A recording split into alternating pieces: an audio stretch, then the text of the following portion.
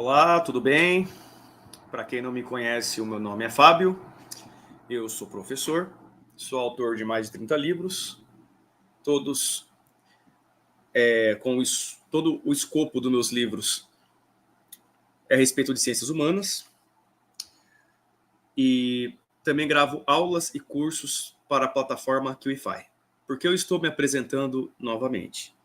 Porque esta aula, o banquete, ela faz parte do curso Introdução à Filosofia Platônica, né? Então, se você comprou o curso, então você está acompanhando desde a primeira aula, né? Chegou aqui na terceira. Já me conhece, já sabe quem eu sou. Se você comprou essa aula separada, então você não adquiriu o curso, né? Que seria o mais correto, né? Que a primeira aula é uma grande introdução sobre a filosofia platônica, os três períodos platônicos, as obras, as principais ideias, né? Os conceitos platônicos, o contexto. A segunda aula é sobre a apologia de Sócrates, que é uma aula absolutamente importante, mas ela também está disponível de maneira separada aqui no QIFI.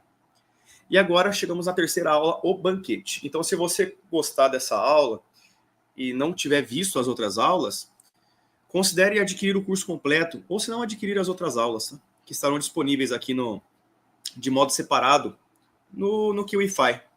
Às vezes você não quer comprar o curso todo de uma vez, você compra só as aulas, né? Separadamente.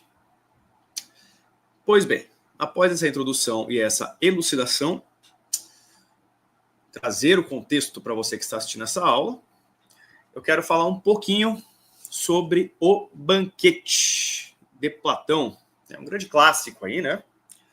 Do que se trata o banquete. Eu já vou fazer algumas elucidações sobre a obra, então alguns slides que eu ver que eu já falei a respeito, eu deixo pausar, eu falo, ó, gente, pausa aí, dá uma lida, eu já expliquei isso aí, só recapitula, ó, dá uma lida nesse slide aqui. Porque assim a gente não perde tempo. Aí você pausa o vídeo, dá uma lida no slide, já passa para o próximo e a gente parte para conseguir ser mais objetivo possível. Primeiramente, eu não estou sendo patrocinado por ninguém e tal, mas eu quero fazer uma, entre aspas, uma propaganda. Deixa de ser uma propaganda, né? Eu comprei essa coletânea aqui na internet, muito bonita, ainda mais para ficar no rack, ela brilha aqui, não dá para ver direito, né? Que vem 3 livros, tá? Na verdade, seria 4, porque o banquete ele vem junto com a Apologia de Sócrates, que são 2 livros diferentes, tá vendo? Esse livrinho aqui. Aí tem a República de Platão e a Política de Aristóteles. É um combo, tá? Chama Biblioteca Mestres da Filosofia. Vem esses 3 livros, editora Camelot, mas escreve C-A-M-E-L-O-T, ó, Camelote, né? Você pode escrever desse jeito literalmente. É editora. Por que eu estou indicando isso aqui? Porque eu achei essa promoção muito legal e eu adquiri 4 livros, né? Por um preço bem razoável. E é bem bonito, bem organizado. E eu gostei também da tradução. Eu achei que ficou bem bacana a tradução dessa edição aqui, tá? Então eu estou recomendando. Inclusive, minhas aulas sobre Platão, Apologia de Sócrates, o Banquete e a República são baseadas nessa versão aqui, desses livros aqui. Tá bom? E é interessante, ó, que apesar da República ser um livro mais grosso, né, tem 10 livros dentro do livro da República, né, a gente vai tratar disso na outra aula, o Banquete e a Apologia de Sócrates, eles são fininhos, ó. Olha a finura desse livro. E tem 2 livros aqui, né? Tá vendo? Ó?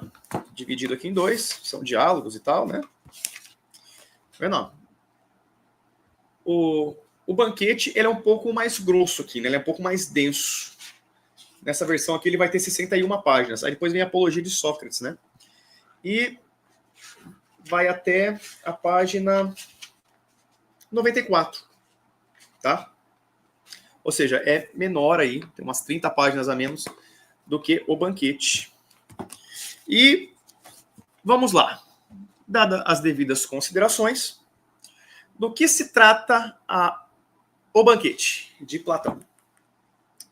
É o seguinte, o banquete se trata do amor. Ponto. Da amizade também, mas em suma mesmo do amor. Terão figuras ali que conversarão sobre o amor e vão definir o que é ideal, o que não é ideal. E o Sócrates vai ficar por último. existem alguns personagens absolutamente importantes nessa história. Vai ter lá o Agatão. Inclusive, nessa versão dessa editora aqui tá Agaton, mas tem traduções que é Agatão. Mas os dois estão certos, tá? Mas nessa versão aqui tá Agaton, o N no final. Vai ter o Pausanias, Sócrates, Aristófanes que era um comediante, escreveu As Nuvens, né? Ele não gostava do Sócrates, fazia várias sátiras, escreveu As Nuvens, a obra que eu quero trazer aqui como aula também, analisar essa obra, que é um outro lado de Sócrates, é o lado quando ele começou a perder, né, para os sofistas, na argumentação, é um lado que mostra uma outra versão de Sócrates, totalmente diferente da versão de Platão, né? E como começa o banquete? Eu já vou dar o contexto aqui. É o seguinte, Platão narra essa história, ele não estava lá. Então tem um carinha aqui que vai narrar essa história, tá? E ele chama Polodoro.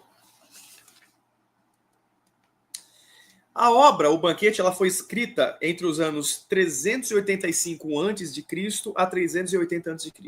Mais ou menos, em meados, tá? Porque não se sabe o ano corretamente que essa obra foi escrita. Todavia, quem vai narrar essa história é Polodoro, não é Platão. Ou seja, literalmente, Polodoro, já começa assim o livro, Polodoro está com um companheiro andando. Está escrito dessa maneira. Aí o diálogo entre os dois é Polodoro, dois pontos, a fala dele. E embaixo, companheiro, dois pontos, a fala dele. Não revela o nome do cidadão ateniense que está com Polodoro. E esse chamado companheiro fala assim, Polodoro, conta a história do banquete, para mim é uma história famosa, já ouvi várias versões de várias pessoas, mas você é o cara que todo mundo diz que sabe melhor contar essa história. Aí Polodoro fala assim, olha, eu não estava exatamente lá, eu também ouvi essa história. Ou seja, sabe quando você faz aquela fofoquinha no emprego, você falou de uma pessoa, passa por vários ouvidos e várias bocas, né? Aí chega na pessoa, a pessoa chega com a sua versão totalmente distorcida. Tiraram coisas, acrescentaram coisas, aí a pessoa vem tirar satisfação com você. Nunca aconteceu comigo isso daí, mas eu já vi acontecendo no emprego, né? Pode ser que tenha acontecido com você, não sei. Eu já vi muito acontecendo essas coisas em emprego. Eu trabalho em escola, sou professor, então o ambiente é absolutamente tóxico. Posso garantir isso para vocês. Então, chega a Z na pessoa, aí a pessoa vai tirar satisfação com você, aí você fala, nossa, mas está totalmente diferente do que eu falei de você. Eu não falei isso exatamente. Aí dá a maior treta, e depois vocês têm que se resolver, às vezes não se resolve, ou às vezes se resolve, vão tomar uma, sei lá. Mas isso é para você aprender a não fazer fofoca dos outros. Ir lá, trabalhar e ir embora. Sabe, o ambiente do trabalho não é sua família, não. Sua família está em casa te esperando. Você mora sozinho, ótimo. Você não tem dor de cabeça e se preocupar com nada, só com você. Então, vá atrás dos livros, vá atrás de Platão, vá atrás dos meus cursos. Essas pessoas aqui, aí você troca ideia. Claro que esse vídeo é gravado, você não pode conversar comigo, mas nas minhas redes sociais você pode, tá? Só procurar lá, Professor Fábio Santos, nas redes sociais. Então, você aprende a não fazer fofoca. E é mais ou menos isso que acontece no banquete, porque Apolodoro escutou de alguém, que provavelmente escutou de alguém, que escutou de alguém, que escutou de alguém, e está narrando para o seu companheiro, e Platão está narrando a história que Polodoro narrou para o companheiro. Ou seja, é uma narração da narração da narração. Da narração da narração da narração. Até chegar em Sócrates, né? E quem estava lá. Então, ficou claro isso daí? Então, inclusive, o Polodoro fala, olha, pelo que eu escutei, é mais ou menos assim. Ele fala desse jeito, nessa tradução, é mais ou menos assim a história. Ou seja, dá para saber que teve coisas ali. Ou seja, Platão Polodoro pegou o que ele ouviu, ele deixa claro que ele pega um tantinho do que ele ouviu aqui, do que ele ouviu ali, juntou, fez uma síntese e está contando para o companheiro, e Platão está narrando o que Polodoro narrou para o companheiro. Mas, enfim, entendeu o contexto do livro? Beleza. Falando sobre amor. Certo dia, um poeta ganhou um concurso lá de poesia. Esse cara se chama Agatão. Ou a gente pode chamar de Agaton. Você que sabe. E ele fez uma festa. Meteu um banquete lá. No outro dia. Há relatos que as pessoas saíram de lá mais bêbado e mais louco que o Batman. E ele falou o seguinte: vou convidar algumas pessoas ilustres. Dentre eles, Sócrates, que vai ser o último a falar. E eles vão falar de que tipo de amor, inclusive sobre o amor homossexual, bissexual. Vão falar da importância da mulher, da importância de vários tipos de amor, o que é amor, o que não é amor. Eles vão discutir o conceito de amor. Eu poderia fazer uma síntese aqui e já terminar o vídeo rapidamente, né? Falar, Pausanias falava que o amor era isso, Agatão falava que era aquilo.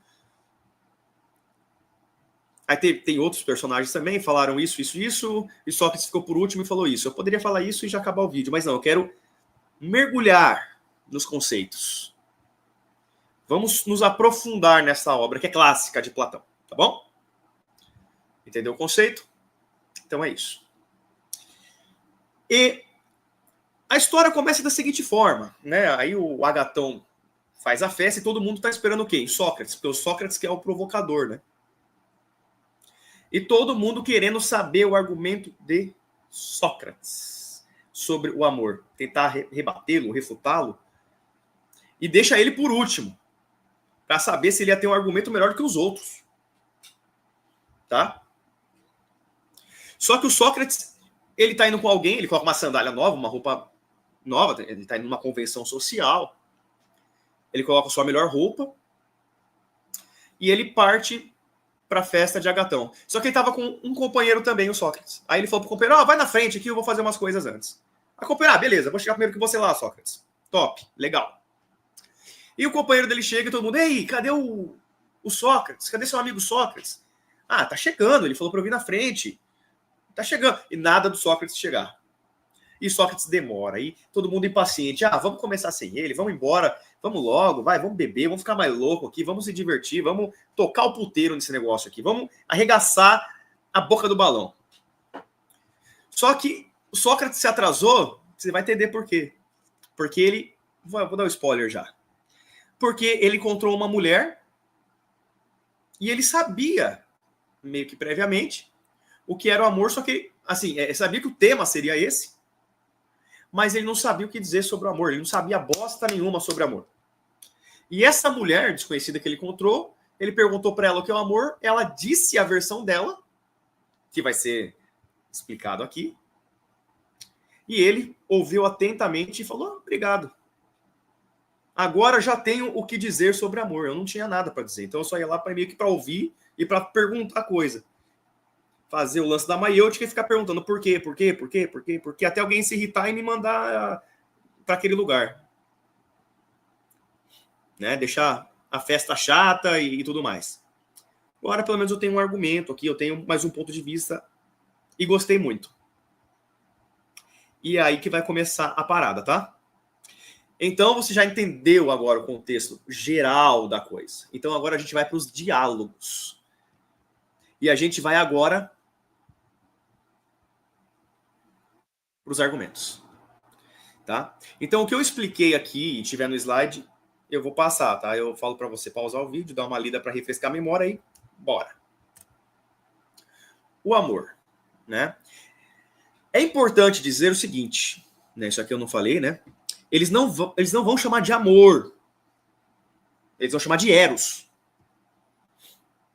Então, se você encontrar em alguma tradução a palavra amor, digamos que está bem atualizado. Mas em todas eu li em duas edições, né? Eu gostei mais dessa daqui. Sinceramente, eu não esperava muito disso aqui, mas me agradou muito. E aqui também usa eros. Tá? Então, toda vez neste livro que eles falarem eros, traduza para amor. Tá bom?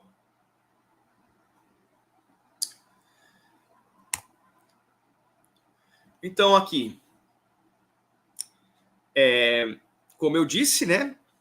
Dá uma pausada aí. Isso aqui eu já falei já. E aqui eu só vou elucidar algumas coisas, tá? O banquete pode chamar simpósio também. Vai abordar o Eros, como eu já falei. O ambiente é um jantar, né? Um banquete na casa de Agatão, que ganhou um concurso. Ele reúne figuras ilustres de Atenas, Aristófanes, Sócrates, Pausânia. E aqui eu já revelo, Pausânias é amante de Agatão, ou seja, os dois são homens ali. Não tinha mulheres para debater o assunto. Ou seja, é um amor homossexual. Tá? Alcibíades também estava presente. Então, o Eros é revelado em diversas perspectivas filosóficas, sociais e espirituais sobre o amor. Aí vamos lá. Eu coloquei aqui um resumo para você. Estrutura e discursos. Fedro é um dos participantes, é o primeiro a discursar. Fedro elogia Eros como o mais antigo dos deuses e a fonte de todas as virtudes heróicas. Lembrando que Eros é amor, tá? Ele defende que o amor inspira atos de coragem e honra. Esse é o argumento de Fedro. Foi o primeiro a falar. O segundo é o Pausânias. Pausânias introduz a distinção entre dois tipos de amor. O amor vulgar, relacionado ao prazer físico, né, ao sexo, e o amor celestial, orientado para a alma ou a mente, né, e a virtude. Aí o terceiro argumento vai ser do Erixímaco, e ele era médico. Então, Erixímaco adota uma visão científica, né? Vou falar do amor de uma maneira científica. Eu sou médico, argumentando que Eros, né, ou seja, amor, está presente em toda a natureza e promove harmonia entre os opostos, né? Aquela coisa de os opostos se atraem. Depois vem Aristófanes, né, que é ele faz um discurso mítico, humorístico, ele é comediante e detesta o Sócrates. Aristófanes apresenta a famosa teoria das metades perdidas, ou mito dos andrógenos. Segundo ele, os seres humanos eram originalmente esferas, umas bolotas redondas, que foram divididas por Zeus no meio. O amor é a busca por essa metade, né? Claro, gente, eu vou me aprofundar principalmente nesse mito dos andrógenos. É muito interessante, tá? O que Aristófanes traz pra gente sobre o amor. Aí vem o Agatão, ou Agaton, dependendo da tradução. Ele elogia o Eros como o mais jovem e belo dos deuses, destacando sua associação com a virtude, com a bondade, com a justiça, concordando com Pausânias, aliás, era o seu amante, seu namorado, né? E, por último, em teoria, seria Sócrates, mas o Sócrates é interrompido por Alcibíades. Alcibíades não estava no papo, não, ele só estava ouvindo, como os outros ali perto estavam ouvindo. Mas ele acaba sendo o penúltimo, porque tem uma interrupção desse Alcibíades. Mas aí Sócrates vai em contraste com os discursos anteriores. Sócrates é inspirado por Diotima de Mantineia, uma sacerdotisa, ou seja, é aquela mulher que eu falei para vocês, que ele encontra no meio do caminho. Propõe uma visão filosófica do amor. Para ele, Eros não é um deus, mas um intermediário entre o mundo sensível e o inteligível. Lembra que eu expliquei nas outras aulas, para você que assistiu, que para Sócrates existe o mundo sensível, material aqui, mundo imperfeito e mutável, e o mundo das ideias, o mundo perfeito e imutável. Então, o mundo sensível e o inteligível, as ideias. O amor começa com a apreensão da beleza física. Ou seja, você bate o olho e, opa, gostei desse filé. Gostei desse chuchu, dessa coisa meiga aí. Ou se for uma mulher, gostei desse cara gostosão, bonitão e tal, né?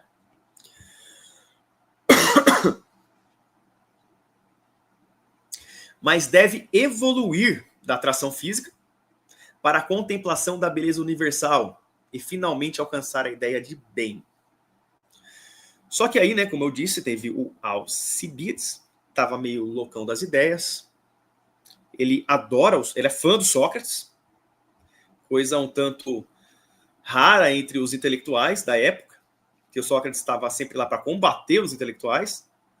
E ele estava lá, um dos caras, né, que gostava muito de Sócrates. Então ele meio chapadão e tal, ele interrompeu no meio da fala do Sócrates, cortou o Sócrates e começou a elogiar ele, a virtude, a sabedoria, o autocontrole, além de confessar seu amor frustrado pelo Sócrates. É um cara apaixonado pelo Sócrates. Tá? Dá a entender que era um cara que tinha paixão por Sócrates. Então aqui, nesse primeiro slide, a gente tem a estrutura dos argumentos. A base. Mas agora a gente vai o quê? A gente tem o alicerce, né? Agora a gente vai para a construção desses argumentos.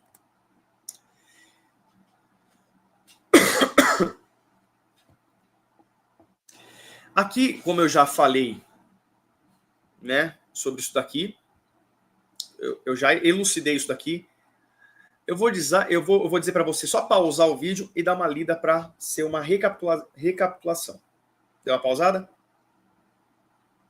Leu? Recapitulou? Bora, próximo slide. Vamos lá. Fedro. Além de afirmar que o amor torna a pessoa virtuosa e é o Deus mais antigo, ele também afirma que quando se ama, se faz de tudo para chamar atenção e ser percebido pela pessoa amada, na perspectiva positiva, demonstrando suas virtudes. Quando fala ali que é o Deus, que é o Deus mais antigo, aí você já percebe uma referência cristã. Tem até o nome de uma igreja aí, pentecostal, chamada Deus é Amor. Né? Então, o cristianismo ele pega muito dessa influência platônica. Então, vai dizer Deus é amor.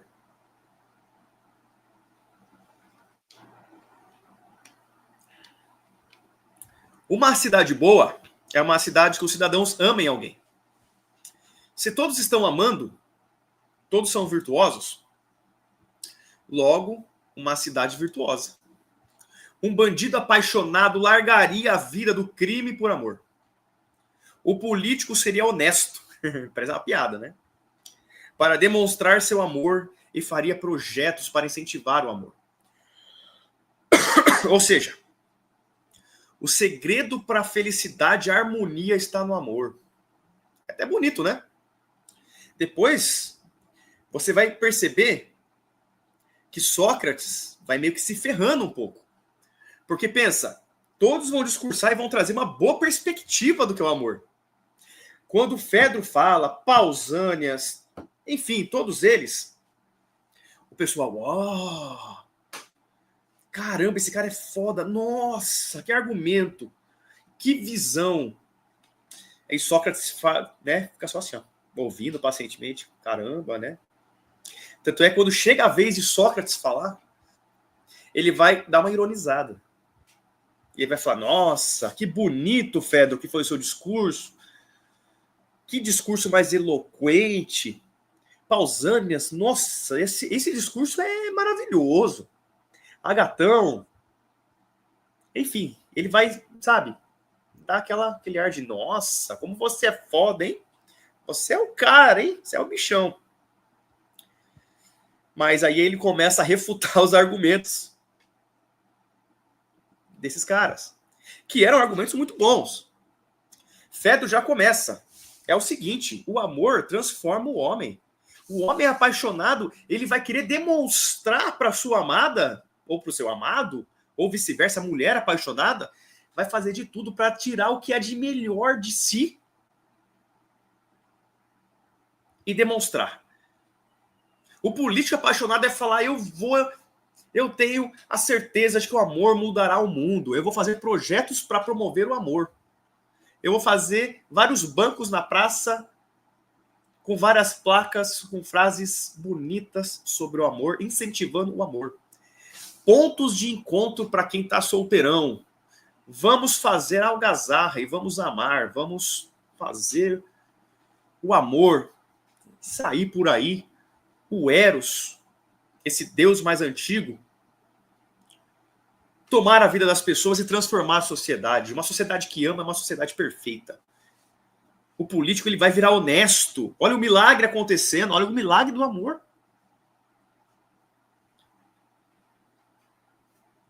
O bandido, ele vai parar de ser bandido, ele vai parar de fazer coisa errada para mostrar para a mulher que superou a vida do crime por ela, por amor, como Nietzsche dizia.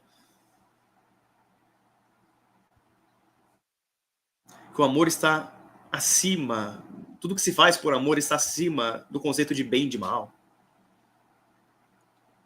É só o amor que conhece o que é verdade. Já escutou essa música? Renato Russo, né? Legião Urbana, Monte Castelo. Se não escutou, para tudo. Não, esperar eu terminar. Escuta Monte Castelo. Renato Russo vai fazer referência a Camões, vai fazer referência à Bíblia, se não me engano, a Paulo, segundo os Coríntios lá. Né?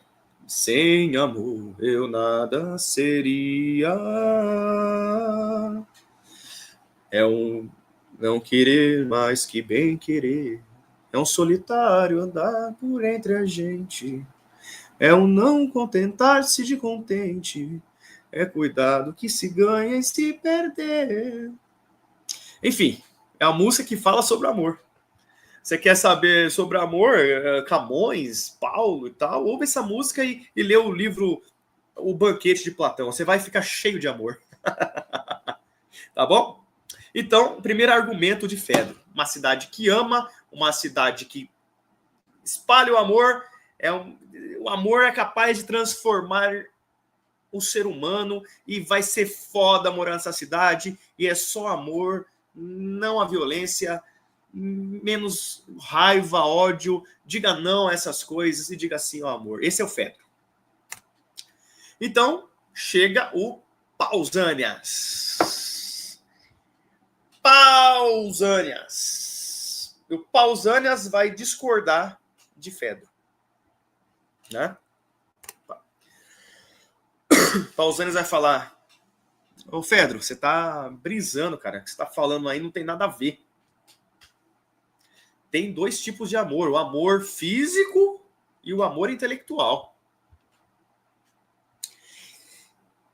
E olha só. Fedro disse que o amor é um Deus mais antigo, é o Deus mais antigo, é um Deus e o Deus mais antigo. Pausanias vai dizer que são duas Afrodites. Uma representa o amor físico, que é a Afrodite Urânia.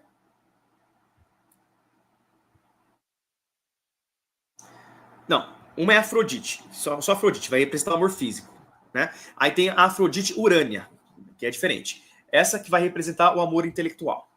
Com isso, se une o amor entre corpos e mentes. Afrodite corpo, Afrodite mente, Urânia. Ele analisa o amor entre um homem e uma mulher jovem. Eles não têm nada para ensinar um ao outro e vão ficar apegados ao corpo, ou seja, só pimbada, né? É só relação carnal sexual. Não é o ideal perfeito. Dois jovens, homem e mulher, namorando e tal. Não é. Porque eles vão ficar apegados ao corpo, seus hormônios estão tinindo, estão super excitados e apaixonados e vão ficar só ali na coisa, né? Depois ele analisa o amor entre velhos. Ambos são sábios. E pelo fato dos dois saberem, não aprende nada um com o outro. Porque os dois já sabem demais. Outra análise é que o homem não pode aprender nada com mulher, por ela ser inferior. Ou seja, o Pausanias... Vamos lá. Pausanias, os jovens, homem e mulher, não tem nada para apresentar, a não ser um sexo entre eles. Acabou. Não é a ideia de amor. Duas pessoas velhas também não tem nada para ensinar um para o outro. Já estão no fim da vida. Outra coisa que ele descarta, que não é amor. Um homem e uma mulher, o heterossexual, o amor heterossexual. Ele descarta, ele fala que a mulher é inferior ao homem. A mulher não pode ensinar nada ao homem. A mulher é nada. Lembrando que Sócrates, no meio do caminho, aprendeu que era amor com uma mulher. Até falei o nome dela aqui. Tá por aqui, em algum lugar. Eu coloquei aqui. Esqueci o nome dela. Ali, ó. Diotima de Mantineia, uma sacerdotisa. Sócrates aprendeu que é amor com ela, tá? Então chega o Pausânia e fala, sem saber disso, o Sócrates não falou ainda, né? Ele fala, a mulher não serve para nada para falar de amor, serve para procriar, para ter filho, só isso, mais nada. É inferior ao homem e tal, essas coisas assim. Então o que sobrou pro Pausânias? Já que dois jovens não tem nada para acrescentar, a não ser só o sexo, os velhos já não conseguem fazer sexo, é só os sábios, mas nenhum vai querer aprender com o outro, porque já se considera sábio. Heterossexuais não serve para ser amor verdadeiro. Então, qual que é a realidade do amor verdadeiro? O que vai representar as duas Afrodites para o Pausânias? Para o Pausânias, vai representar as duas Afrodites dois homens, que são superiores às mulheres, né? Só que um tem que ser velho e um tem que ser novo. Ele está falando nada mais, nada menos do que o relacionamento dele com Agatão. Um relacionamento homossexual. E dele. Então tudo indica que Agatão era o homem mais velho, mais experiente, que ganhou concursos e tal, de poesia, não sei o quê. E Agatão era o cara mais novo que aprendia com... Pausânia era o cara mais novo que aprendia com o seu companheiro, seu namorado, Agatão. Então ele fala que além do físico, né, é o mais belo, porque além dos dois transarem, se satisfazerem, o mais velho vai ser virtuoso por ensinar o mais novo, e o mais novo vai ser virtuoso por estar aprendendo com o mais velho. Então eles juntam corpo e mente, tanto a parte do sexo, que os dois são iguais, são do sexo masculino, e são superiores ao sexo feminino, e também a mente, a parte intelectual. O velho ensinando o mais novo, passando o bastão do conhecimento. Aí quando o velho morre, esse vai ficar mais velho, o novo vai ficar mais velho, e arruma um companheirinho aí, né? Mais novo e assim por diante. Só os velhão pegando os novinhos. Os novinhos pegando os velhão. Chulapando os velhos e aprendendo com eles. E os velhos chulapando os novos e ensinando eles. Vem cá que eu tenho uma liçãozinha para te mostrar hoje. Toma. Esse é Pausânias. Então, ele descreveu o que é o amor para ele. As duas Afrodites, quem são essas Afrodites? Como elas se manifestam? Tá bom? Esse é o Pausânias. Depois do Pausânias, não estou muito bem, gente. Então, desculpe se eu ficar tossindo e ficar bebendo coisa aqui, tá? Tô meio doentão. Tô gravando todas as aulas direto desse curso, tá? Tô terminando uma aula e já começando outra. Então vem um Erixímaco. Ele era médico, como eu disse, né? Ele vai tentar falar do amor de uma visão científica. Ele vai falar que o amor é a atração dos opostos. Os opostos se atraem. Você já ouviu isso aí? Os opostos se atraem? Vem de Platão. No banquete, Erixímaco. Porque ele fala que o mundo é feito de opostos. Quente, frio, tristeza, alegria, bom, mal, magro, gordo, homem, mulher. Baixo, alto. Velho, novo. Então já não é mais homossexual. Aí vira uma questão heterossexual. Porque tem que ser o quê? Opostos. Os opostos se atraem. Se a mulher for calma, o cara tem que ser mais temperamental, mais explosivo. Se a mulher for aquela mulher explosiva, o cara tem que ser mais tranquilão. Tudo tem que ser o oposto para dar certo. O igual não dá certo. E o oposto traz harmonia. Polo negativo e polo positivo. Porque a harmonia é o amor equilibrado, moderado, não exagera, nem parte para negativa e nem parte, né, para positiva, para não ficar chato e enjoativo, nem tão pegajoso, nem muito pegajoso e nem nada pegajoso, apenas o equilíbrio. É preciso harmonia e equilíbrio dos opostos. O ciúme na medida certa, nem muito tóxico, nem nada, né? Nem muito tóxico aquele ciúme, né? E também não aquele ciúme de, não me importa, tô nem aí. O outro ali abraçou, beijou o pescoço da minha mulher, tô nem aí. Que minha mulher deu uma mordida no cangote do outro, frouxo e tal. Não. Então você entendeu ali a visão do Eric Sima? Importante saber que na Grécia Antiga era muito comum o relacionamento homossexual. Esse negócio de condenação do homossexualismo vai vir na Idade Média, com a Igreja Católica. Até os 300 espartanos, a história dos 300 espartanos, do povo espartano, do Leônidas e tal, que eram os guerreiros que a gente assiste falando, Raul, símbolo de masculinidade, os caras mais impiedosos, bons de batalha, que corta a cabeça, que vai para o exército aos 7 anos de idade. Tem treinamentos guerreiros de manusear armas, de passar frio, fome, de saber bater, de saber matar, de saber estratégias de guerra, brincadeiras super saudáveis, né? Aos 15 anos, coloca 2 no poste, no tronco e chibatada. Quem desmaiar primeiro, perdeu. O cara lutava para não desmaiar, porque era uma honra vencer o outro.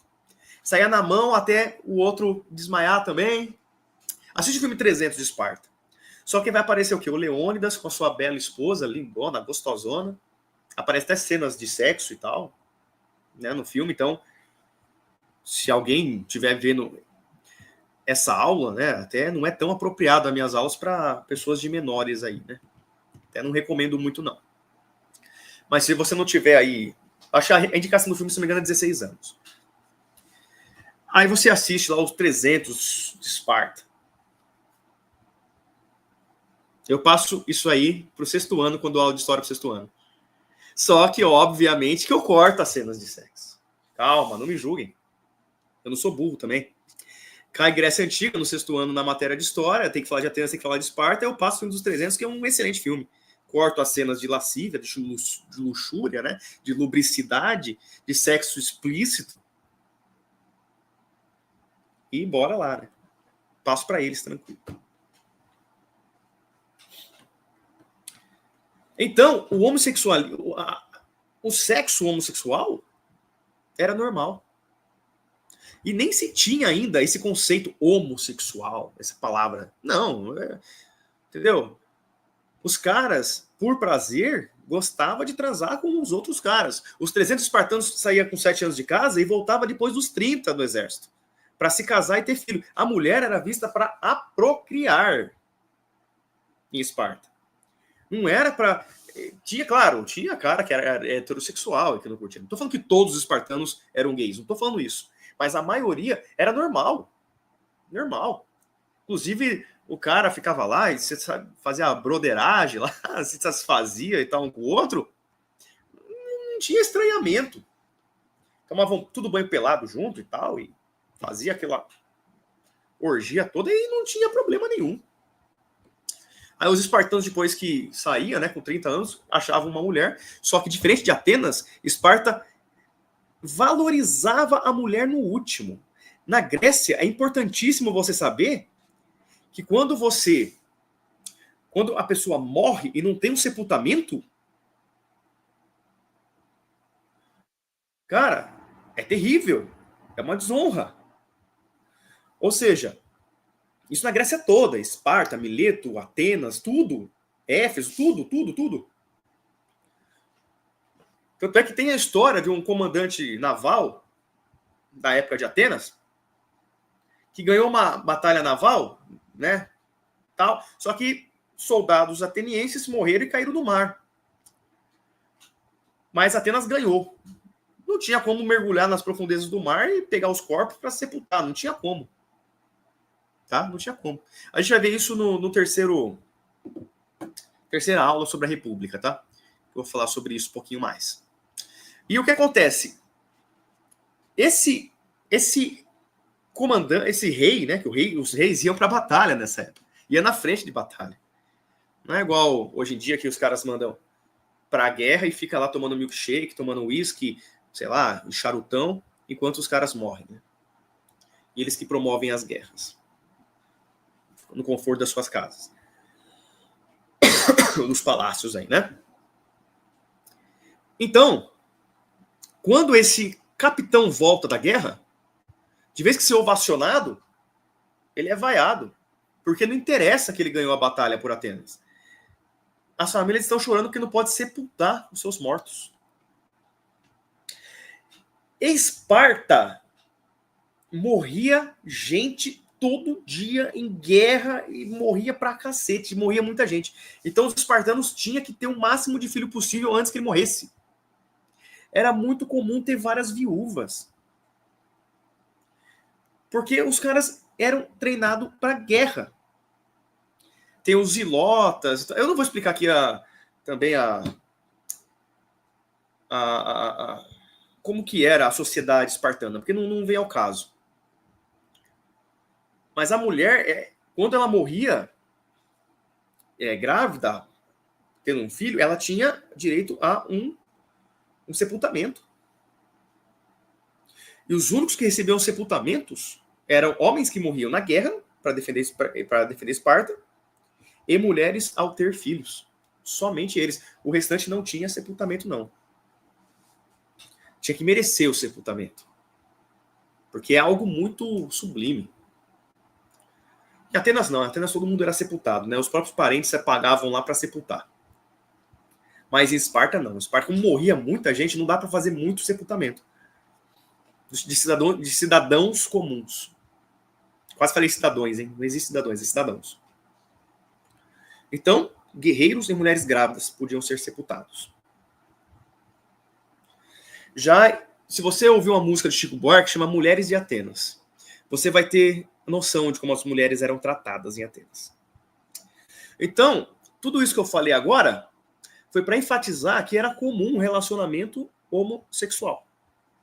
E que não tinha esse preconceito, não tinha esse negócio de você vai queimar no fogo do inferno, porque Deus que fez um universo gigantesco e maravilhoso com as suas próprias mãos, o Criador, o Demiurgo, o Brahma, o Jeová, o Javé, quem você quiser chamar.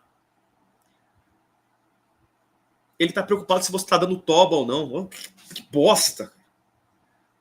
Então, ele não está preocupado de te enviar para o inferno. Inclusive, ele deu os órgãos sexuais para você brincar com eles à vontade. Ele não deu um órgão sexual para você ficar, ai, que vontade só do casamento, que vontade que eu tô e não posso fazer nada, não posso nem aliviar, não posso... Não! Na Grécia Antiga, você podia fazer essas coisas.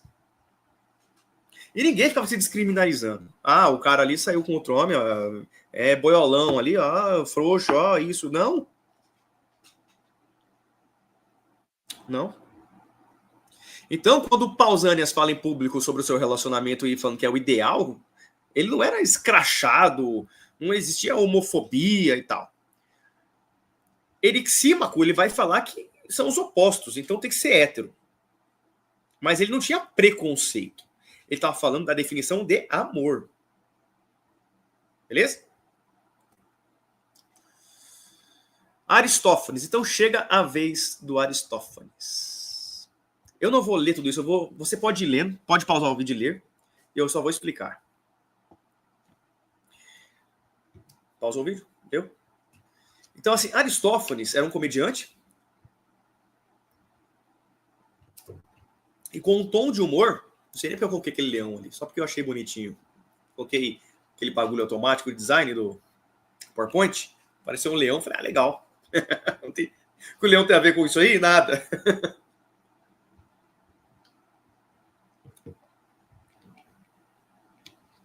Pode lembrar de circo, sei lá, palhaço, piada, sei lá. Porque o Aristófanes era um comediante. Então, quando ele falou a definição de amor, ele fez como se fosse uma peça, narrando um conto. com um tom de humor engraçado. E o que ele disse, o que é o amor? Ele disse o seguinte, que os deuses precisavam ser adorados. Zeus, Poseidon, Atenas, etc. Então ele fez bolotas, uma espécie de bola, assim, bolotas, tipo umas bolas assim, formato de bolota, e eles têm tudo em dobro. 4 olhos, 2 narizes, 2 bocas, 4 braços, 4 pernas, 2 genitárias de trás, 2 genitárias da frente, 4 pés, tudo dobro. E eles se diversificavam. Era como se fossem gêmeos siameses. Já viram aquele que infelizmente nasce, né, com um defeito genético? Aí nasce um gêmeo grudado no outro, coisa mais sensível que existe, né? Coisa mais triste, né, que existe. E então, essas bolotas, metade era uma personalidade e metade era outra. Mas eram uma coisa só. Havia bolotas que um lado era mulher, um lado era homem. Tinha bolotas que os 2 lados eram mulher e 2 lados eram homens. Ou seja, almas gêmeas. São as 2 metades da laranja, como você quiser chamar. E então essas bolotas, que era macho e macho, ou macho e fêmea, ou fêmea e fêmea, resolveram fazer uma bolota subir em cima da outra e chegar até o Olimpo, dar uma espiadinha no que os deuses estavam fazendo. E essas bolotas espiam os deuses. Aí quando a bolota chega no Olimpo e olha, tá lá os deuses numa mesa, comendo, jantando e tal, almoçando, sei lá, tava fazendo uma refeição. E aí falaram assim pro lado, ó Zeus, quem tá espiando a gente aí? Aí Zeus olha pro lado, as bolotas. Ele ficou puto. Falou, malditos. A ordem era para não chegar até o Olimpo, era só para adorar a gente, eu vou matar eles. Aí ele pensou, peraí, mas eu preciso ser adorado para ficar forte. Então, ao invés de matar eles, eu vou fazer uma coisa com eles. Ele pegou as bolotas uma em cima da outra. Juntou todas as bolotas. Uma em cima da outra. Tudo de pé. Em pé assim no ombro, sabe? Uma em cima da outra. Com os pés em cima do ombro. Tudo assim, ó. Uma em cima da outra assim, ó. E então, numa só espadada de raios, trovões, energia, Kamehameha, Hadouken, com o seu Ki elevado no Kaioken, lá no 10º, lá, quem assiste Dragon Ball sabe o que eu tô falando. Ele cortou todo mundo no meio. Uau! Já era.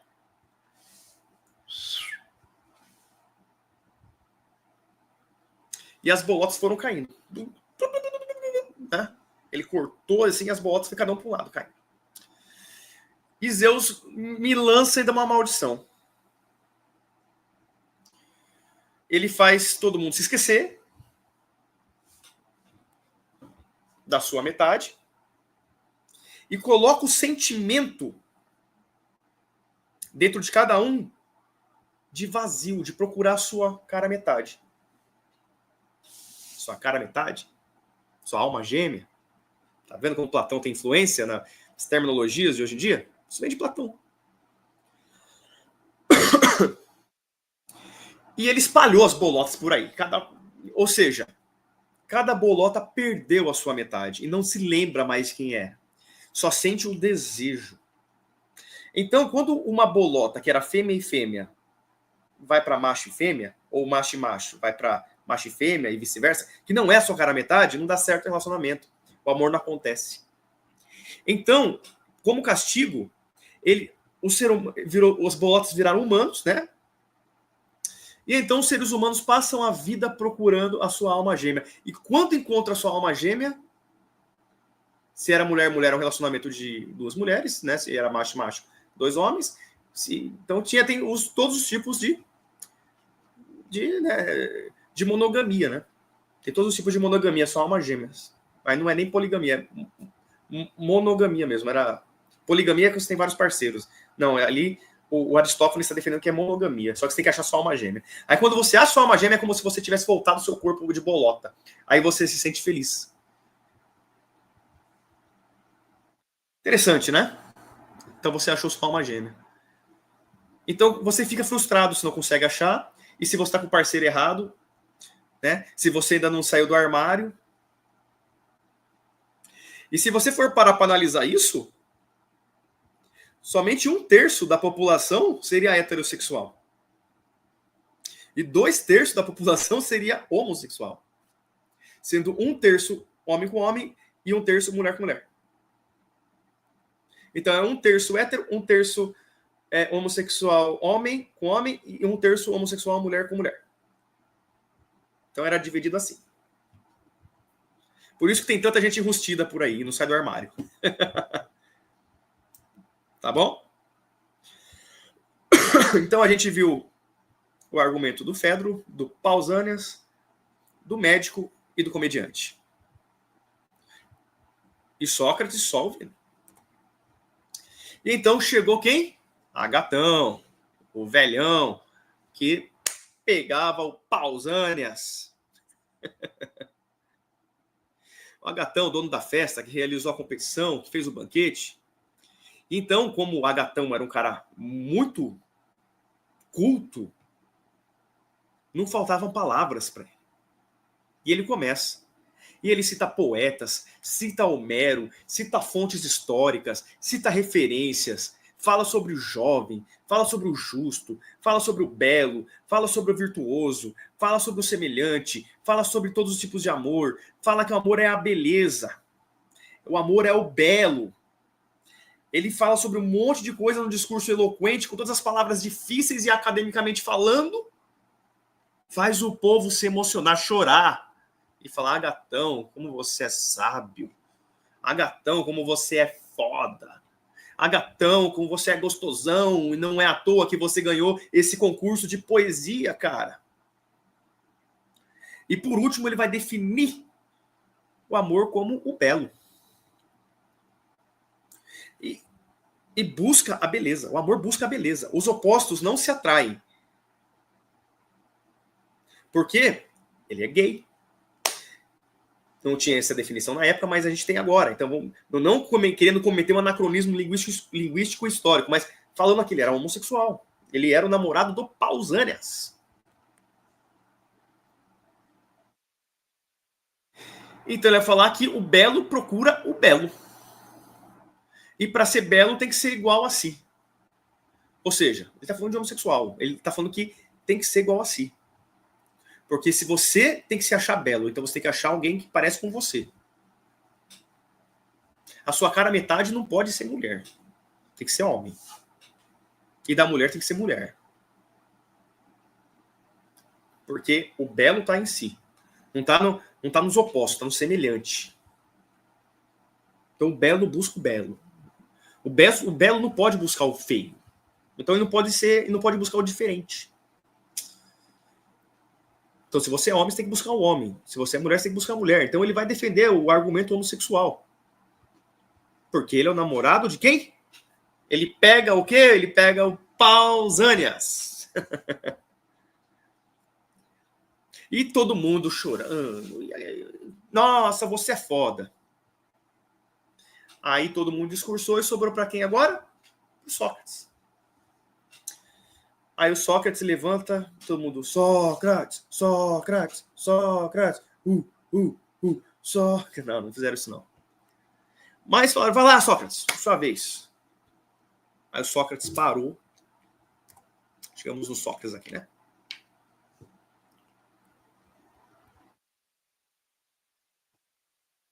O Sócrates parou. Falou, tá vendo? Isso que dá. Sobrou para mim. Eu poderia ter sido o primeiro a falar. Cheguei atrasado, deixaram por último, deixaram de castigo. Isso que dá falar depois do Agatão. O Agatão é foda. Todos aqui são fodas. Fizeram argumentos fodidos. Fedro falou muito bem a respeito lá do Deus, impressionou. Uma cidade que ama. O médico ali falou de uma visão científica do amor, dos opostos que se atraem. Lindo. Pausânias e Agatão detonaram com seu relacionamento homossexual. Aristófanes fez uma história de analogia, de cara metade incrível. E eu sou bem depois do Agatão, que emocionou todo mundo. O que eu vou dizer? Como eu sou ingênuo. Só que ele fala dessas coisas ironizando os outros, o Sócrates. Ele não está falando de coração, ele não está falando assim, pô, é isso mesmo que eu penso. Não. É aí que entra a jogada. Sócrates vai ter que matar a bola no peito e chutar para o gol. E fazer o gol. Se chutar para fora, ele vai ser vaiado. Então Sócrates fala assim. Ele questiona Agatão. Começa questionando Agatão.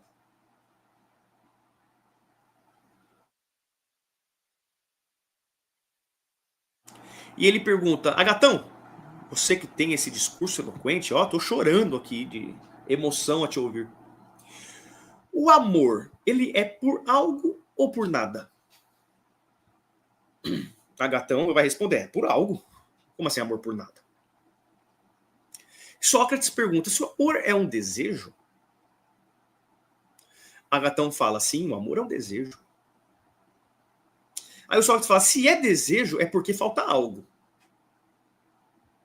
E o Agatão fala, é verdade, Sócrates. Porque a gente deseja o que está faltando, né? Então ele refuta Agatão, que diz que o amor é belo.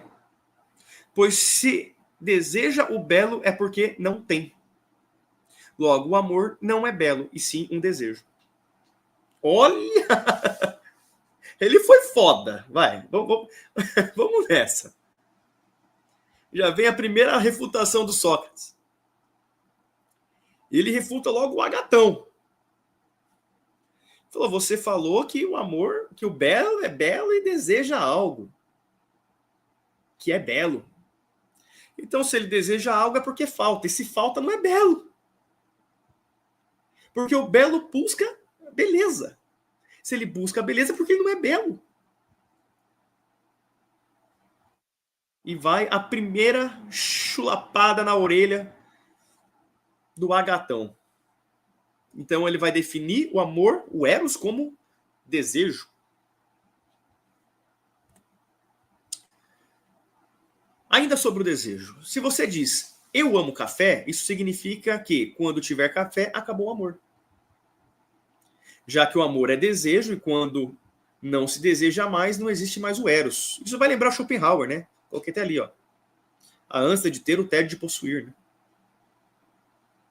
Então você ama enquanto você deseja. Olha aí o conceito de amor platônico surgindo. O que é o amor platônico? O amor platônico é o amor que você deseja e não pode ter. Aquele amor não correspondido, aquele amor secreto, aquele amor que você ama aquela pessoa, mas não tem coragem de chegar nela. Ou ela é sua cunhada, ou seu cunhado, ou sua prima, ou casada. E você fala, pô, não tem como. Eu não vou estragar a vida, o casamento daquela pessoa. Então vira aquele amor platônico, aquele negócio, não posso. Quero, desejo, amo, mas não posso, não é meu, não posso. Então, o amor platônico é desejo. Porque é o amor de Sócrates, né? O amor que Agatão vai pegar o conceito de Sócrates, que pegou com aquela mulher lá. Já esqueci o nome de novo. Teria que voltar lá para ver. A sacerdotisa lá. É o nome difícil dela, né? Interessante. Ainda sobre o desejo.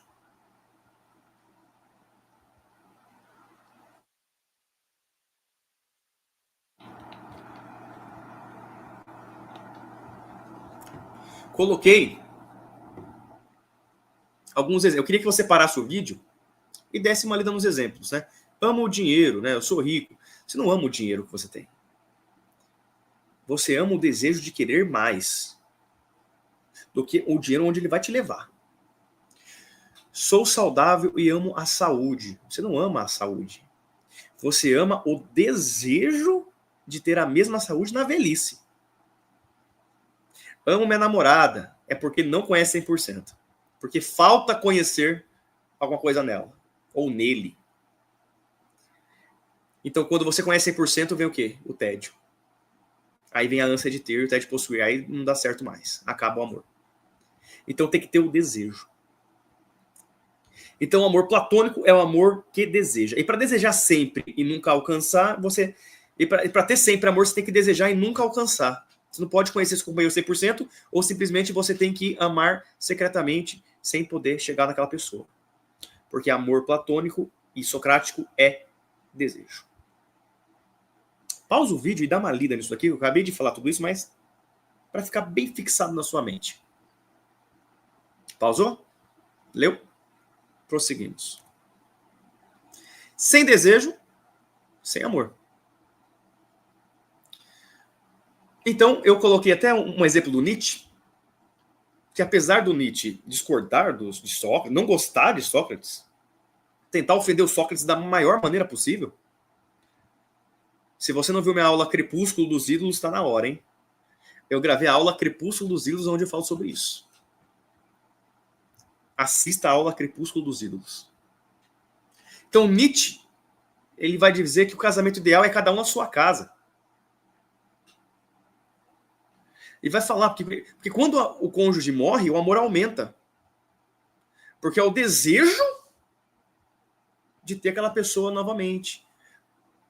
É o desejo de estar junto novamente, e não pode.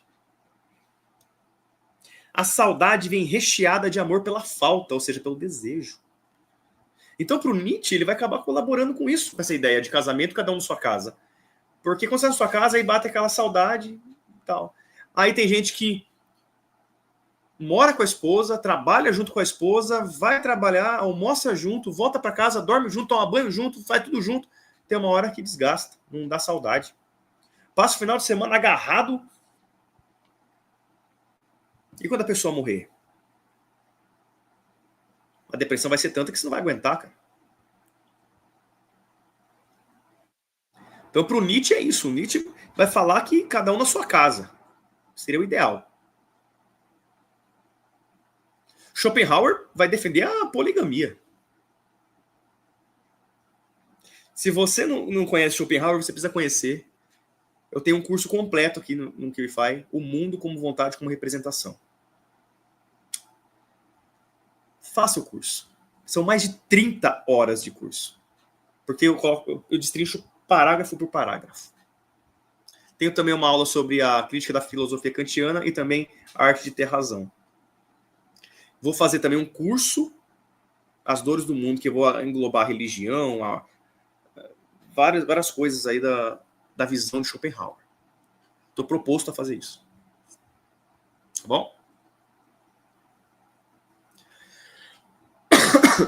Então, dependendo da data que você está vendo esse vídeo, procura no Spotify, no QIFI, para ver se está lá disponível já a aula para você. Beleza? Então, o Sócrates, além de falar sobre o desejo, ele vai refutar agora o Pausânia. Primeiro ele começou com Agatão e vai para o Pausânia.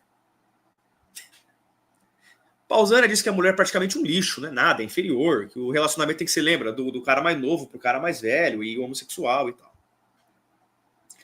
Então Sócrates revela que tudo que ele aprendeu sobre amor foi com uma mulher. Ela disse que o amor não é belo, mas também não é feio. Diz também que não é um deus, ou seja, ele já refuta lá o Fedro. Ele se situa entre o mortal e o imortal. O amor é filho de dois deuses, o caminho e a penúria. O caminho, encontrar o norte. A penúria, a carência por algo, o desejo.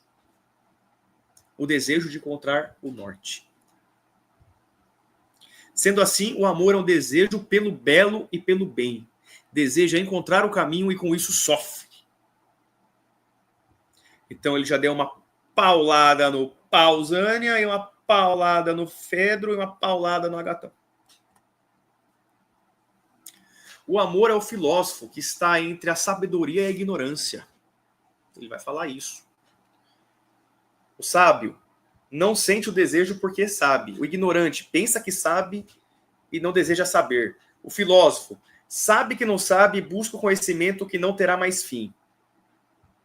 E isso é independente se é com o cara mais velho, com o cara mais novo, com a mulher. Então, não interessa se é homossexual, heterossexual, ou bissexual, hétera, penta, é tetra, não importa. Tá? Ele está entre a ignorância e a sabedoria. O amor é filósofo, é desejo e é norte, é a penúria. O amor é belo para Sócrates e Platão. O amor é belo em 4 estágios. Primeiro estágio, o reconhecimento da beleza. Segundo estágio, a semelhança entre as duas coisas belas distintas, não iguais, distintas. A beleza está em ambas as coisas, ou seja, existe a ideia ao mundo das ideias. A ideia de beleza. Não a beleza em si, mas existe a ideia. O reconhecimento da ideia de beleza. Então, primeiro vem o reconhecimento da beleza, que você reconhece que aquele negócio é belo. Depois vem a semelhança entre duas coisas belas distintas. Depois vem a beleza de ambas as coisas, que existe só como ideia. E depois vem o reconhecimento da ideia de beleza. Lembra que eu falei para vocês? Que para ter a ideia precisa fazer aquele lance da síntese. Parece que está meio escuro aqui, acho que vai chover, escureceu ali, então olha que a luz está acesa. Então peço desculpa aí se estiver muito escuro, tá?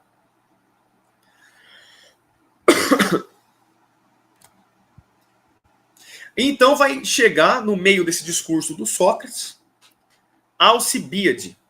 Ele era um general. Interrompe Sócrates e começa a elogiar. Você é foda, você é o cara, eu te amo. Parece variou.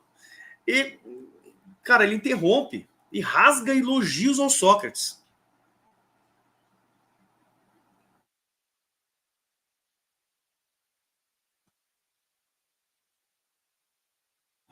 Esses elogios de Alcibíades mostram que Sócrates já sabia que a beleza de Alcibíades era diferenciada. Não porque ele gostava do Sócrates, mas porque ele sabia que a beleza real era superior à ideia de beleza. Com isso, Sócrates não se iludia com os elogios do general. Ou seja,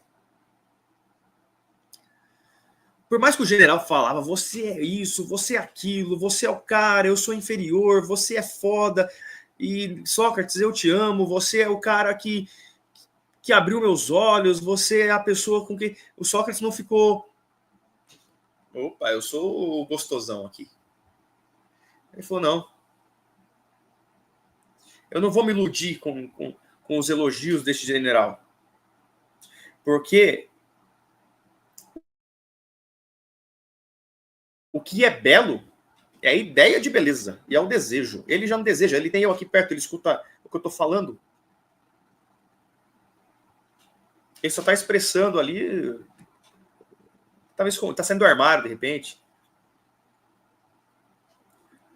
O conceito de belo e de amor transcende o mundo das aparências, então eu não vou ficar ludibriado com os elogios do general. Não vou ficar aqui todo me achando, não.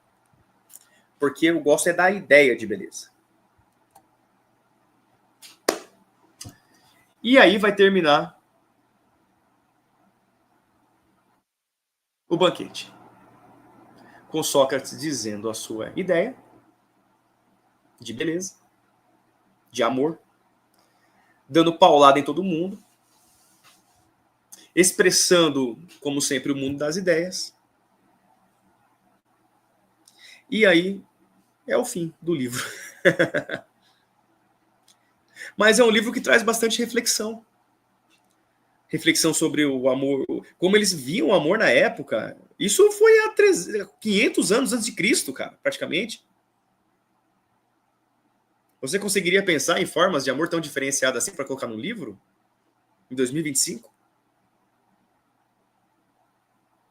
O Aristófanes, como que ele colocou lá, o Aristófanes, né?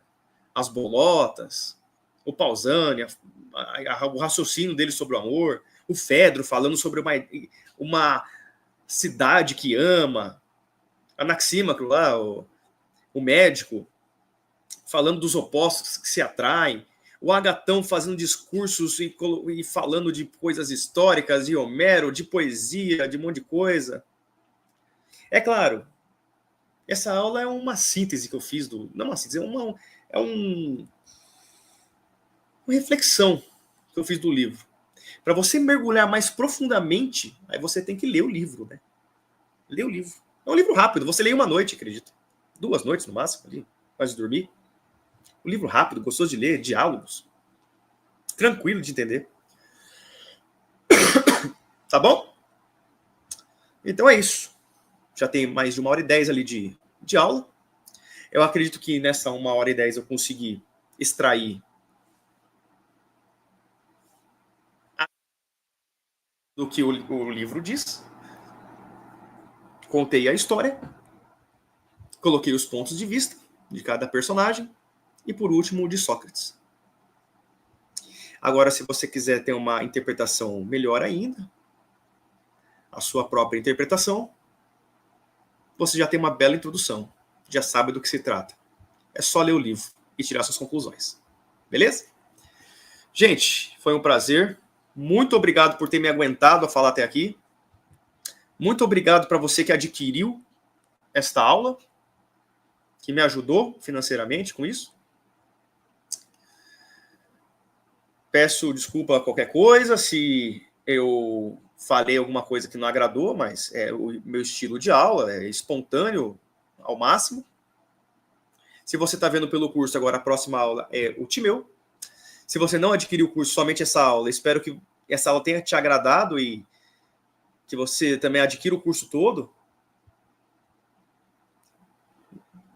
E vamos agora gravar a 4ª aula, o Timeu.